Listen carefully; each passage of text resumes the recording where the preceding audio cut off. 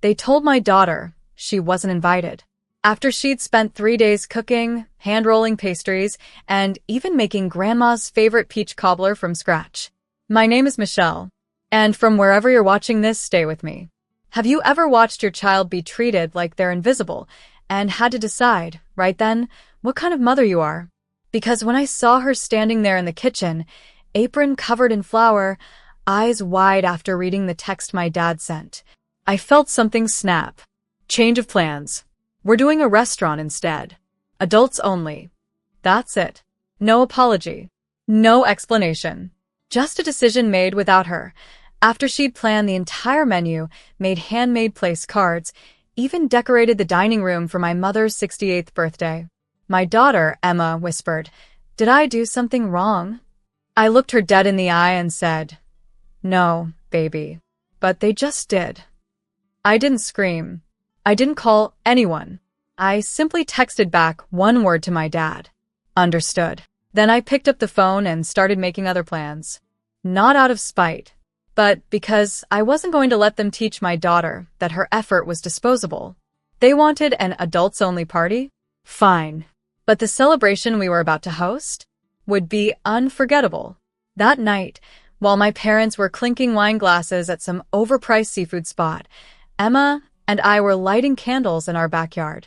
I called a few close friends, people who actually valued her. We laid out the feast she had made. Every dish. And what happened next? Well, let's just say word spreads fast when there's a party with real love in the air. By midnight, our yard was full. Neighbors. Emma's teachers. Even the local bakery owner. She once helped carry flour bags. They brought music. They brought wine. And 15 hours later, just as the sun rose and we were laughing over leftover cobbler, there was a knock on the front door. Then pounding. The door started shaking. Guess who finally showed up? Too late. Too guilty. Too exposed. It was my mother, still in her makeup from the night before, hair tousled, clutching her designer coat like it was armor. Behind her, my dad stood stiff, his mouth a tight line. He didn't look like a man arriving to celebrate. He looked like someone arriving to contain damage. I didn't open the door right away. I watched them through the peephole for a full 10 seconds. Let them feel it. Let them wait. Then I opened it. "Oh, good," I said, leaning casually against the frame. "You're finally here. Peach cobbler's all gone, though." My mother blinked. "You had the party here?" After we said.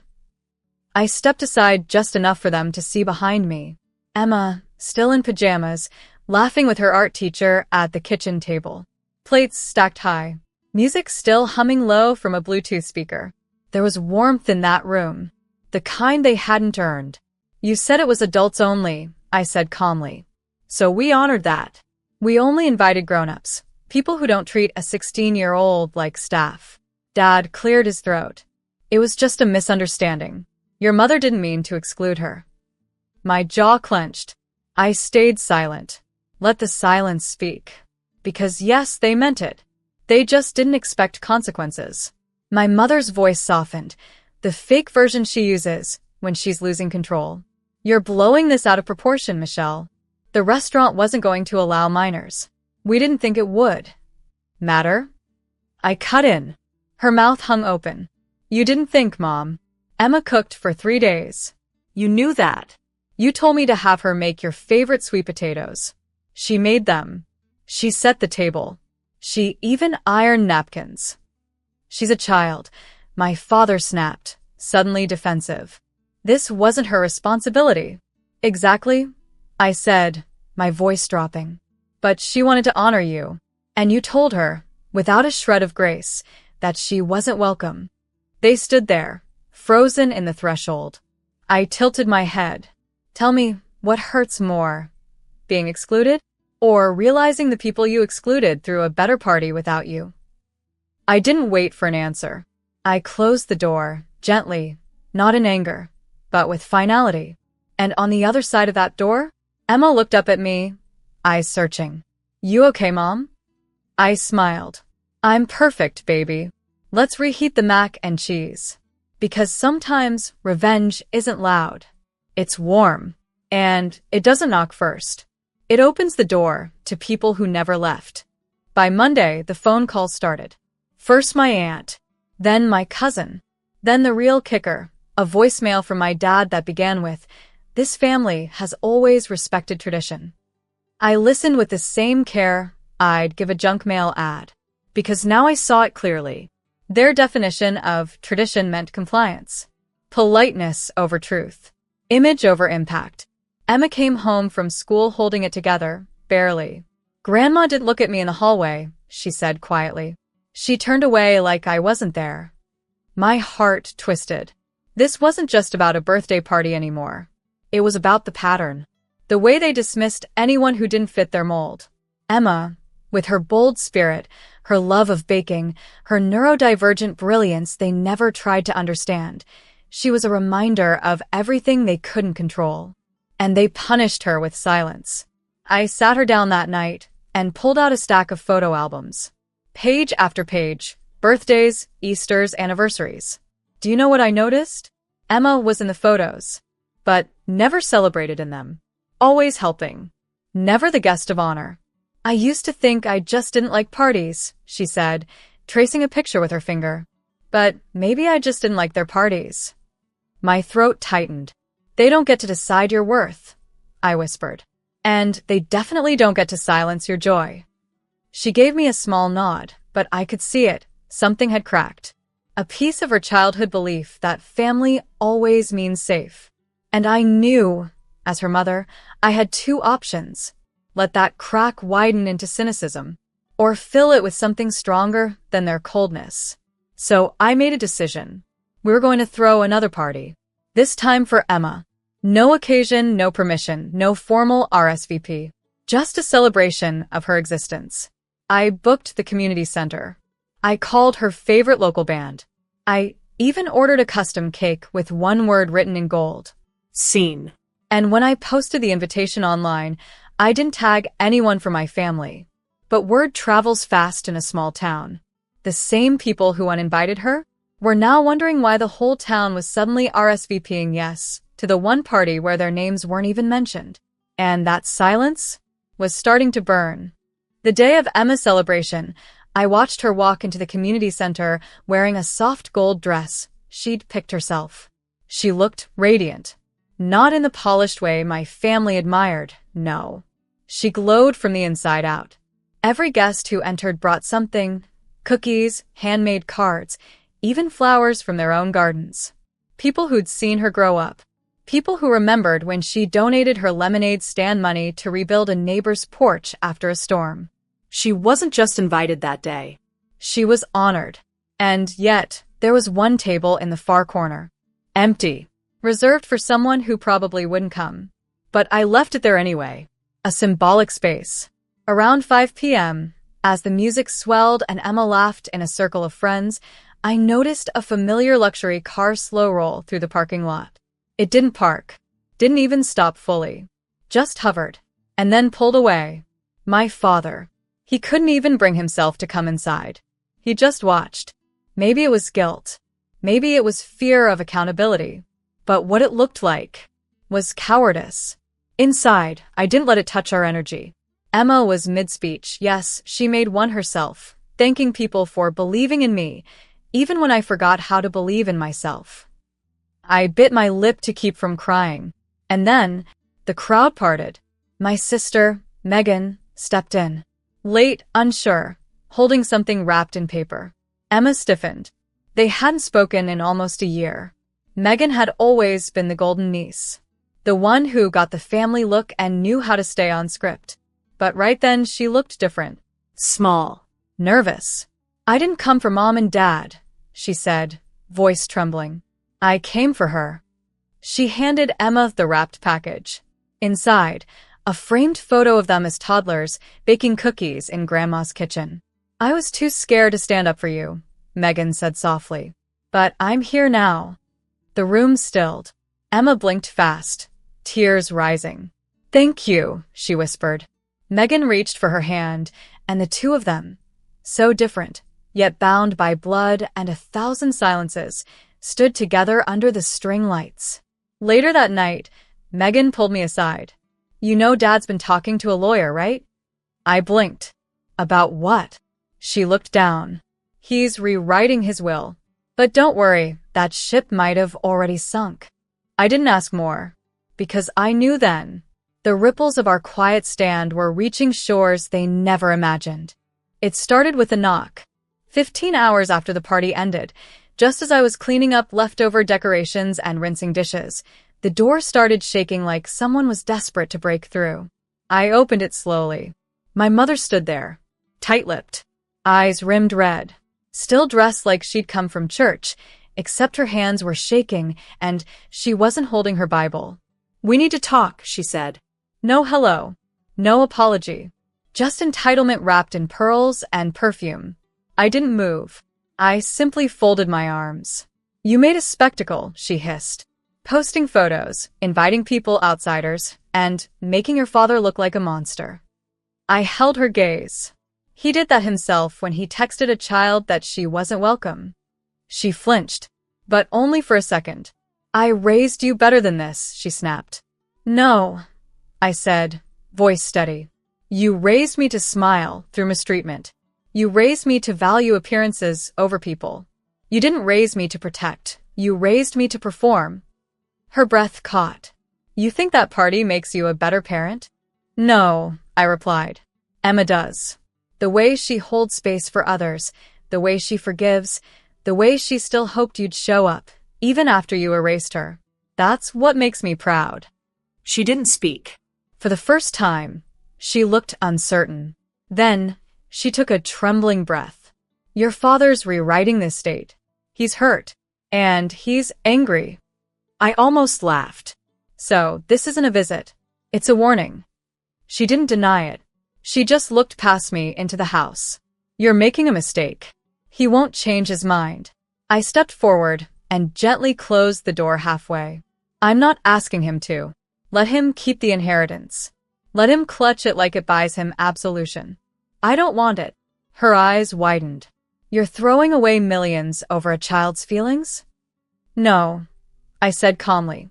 "I'm protecting my daughter's soul. You taught me the cost of neglect. I'm teaching her the value of worth." And then I shut the door. Behind it, my hands were trembling. But inside me, there was no doubt. Because when you break cycles, it doesn't come with applause.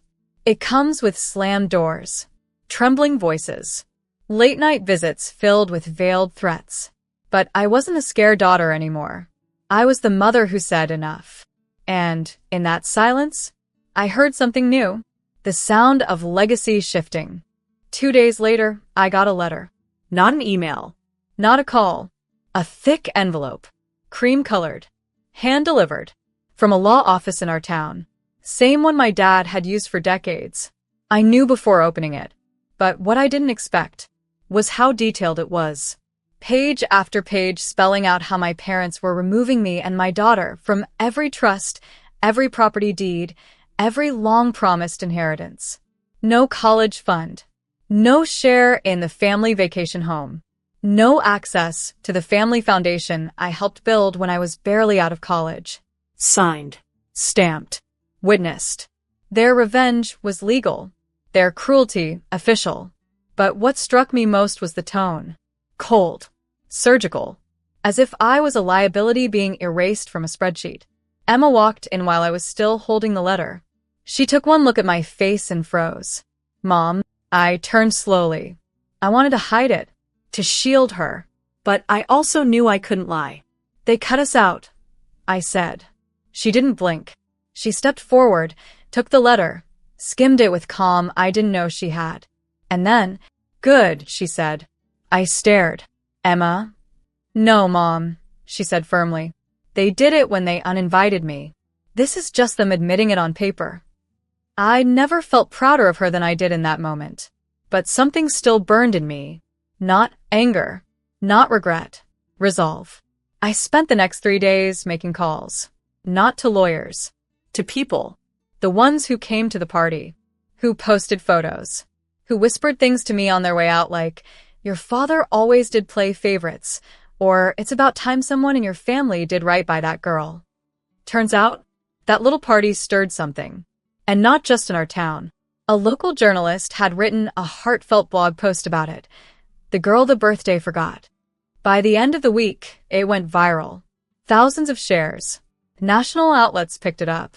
Talk shows called asking for interviews. I refused them all. But something bigger happened. A nonprofit in New York, one focused on teens left behind by family trauma, reached out. They wanted Emma to speak at their youth gala. They'd pay for travel, hotel, the whole thing. Because her story was resonating. Not because it was unique, but because it was far too common. And in her pain, she gave others language. My parents had erased her from a table. But now? She was being handed a stage. The ballroom was golden. Hundreds of guests. Ceiling lit like a dusk sky.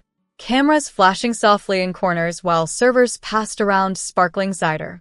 And there, on a stage barely 2 feet high, stood Emma, 16 years old, wearing the same burgundy dress she baked in days ago, with sleeves rolled up and flour on her cheek. Except now her back was straight, her voice clear. She told a story without bitterness. Not once did she mention my parents' names. She simply said, I cooked for people who said they loved me. Then they said, I wasn't invited. And it hurt. But something surprising happened. Strangers showed up instead. People who saw me, ate with me, danced with me. And I realized, maybe love isn't about blood. Maybe it's about who pulls up a chair when everyone else walks away. The room was silent. Not politely, but reverently. Then someone stood and clapped. Then another. Then the entire ballroom. People wept.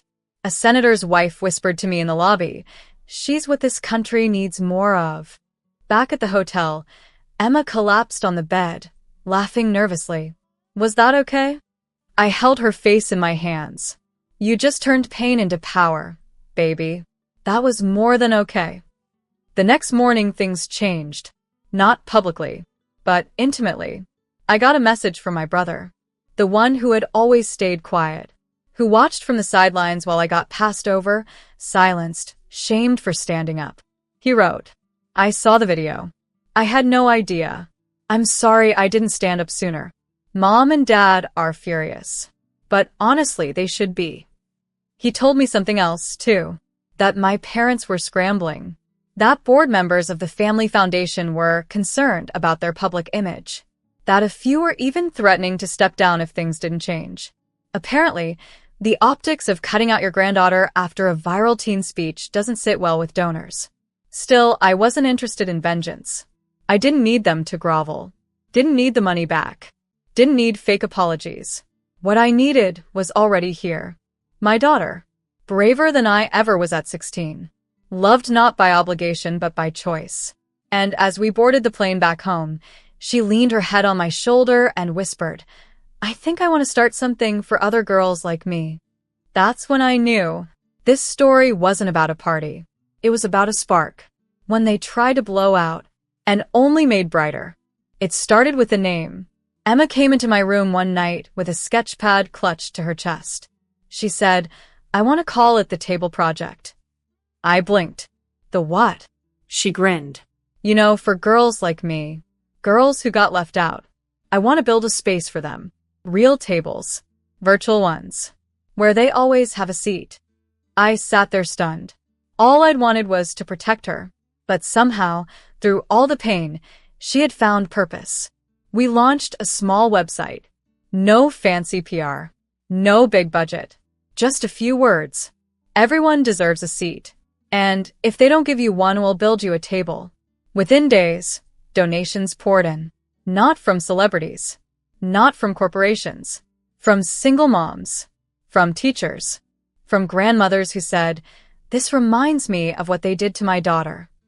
A local community center offered free space. A bakery donated food for our first event. The same one that delivered that chocolate cake to our tiny, defiant dinner party. By spring, Emma was hosting monthly gatherings for teens. By summer, the Table Project had a grant from a women-led foundation. By fall, a publisher approached her about a book. And my parents? They watched it all unfold. They saw their granddaughter on television.